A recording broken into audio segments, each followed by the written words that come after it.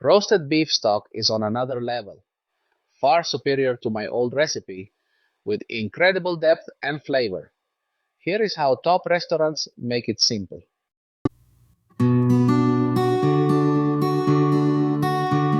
Hey everyone, welcome back to Joe's Bistro. For this recipe, I'm using three types of beef cuts. We'll start with the beef knuckle bones.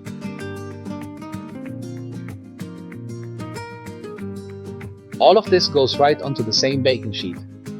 Our next contender is beef shin bones, the traditional favorite for classic slow-simmered beef soups.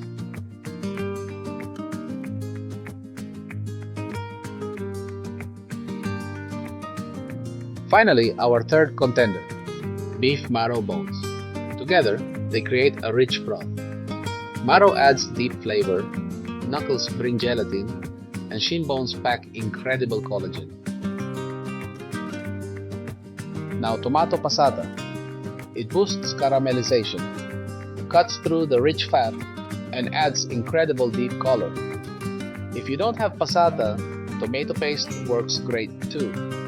Unlike my roasted chicken stock video, I'm skipping onions for now to let pure beef flavor shine uninterrupted.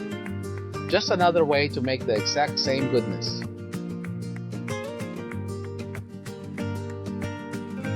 Now, all that's left is to preheat the oven to 400 degrees Fahrenheit or 200 Celsius and roast this beauty for 1 hour. After 1 hour, just look at this transformation. The smell is incredible. Look at that deep mahogany color and the rich roasted glaze on these bones. This concentrated flavor is going straight into the pot. I'm batch cooking and placing half of these roasted bones into my stock pot, saving the rest for later since my pot is a bit small. But if you've got a massive pot, go all in. Now, it's time to add our aromatics and vegetables to flavor the stock. I'm showing you the exact ingredients and amounts here, and you can also find the full list in the description box below. Feel free to swap these veggies to tweak the flavor profile, but remember, the simmering time remains the same. Next up, herbs and seasonings. Next are herbs and spices. Professional chefs usually wrap these in cheesecloth or a sachet, just like making tea, to keep the broth clear. But if you don't have one at home, don't stress it. Drop them right in because we'll be straining everything later anyway. Notice that I'm adding this to the broth without measuring it with a spoon. This is because I'm used to eyeballing measurements. If you're a beginner in the kitchen, please use measuring cups and spoons. Now add clean water just until the bones and veggies are completely covered. We'll simmer this on low heat for 6 hours or more. Once it boils, skim off any foam that rises to the surface to keep your broth clean and clear.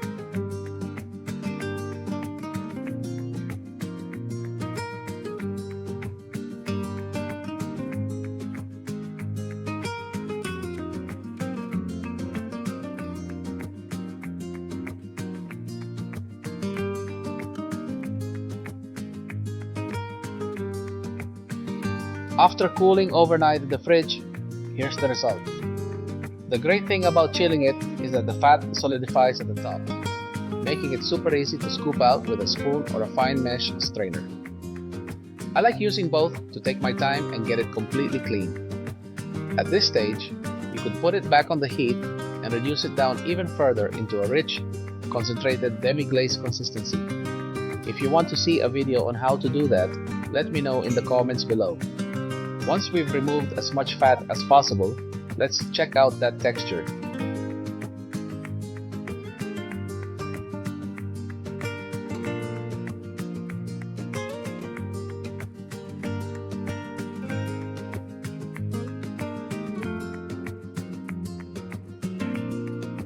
And there you have it. You can feel that rich gelatin resistance as the spoon moves. That's the color you want. That's the color top chefs look for. That's soul-satisfying perfection. I hope you enjoyed this recipe. Don't forget to subscribe and hit the bell. For more recipes, check out these videos right here. See you next time. Ciao.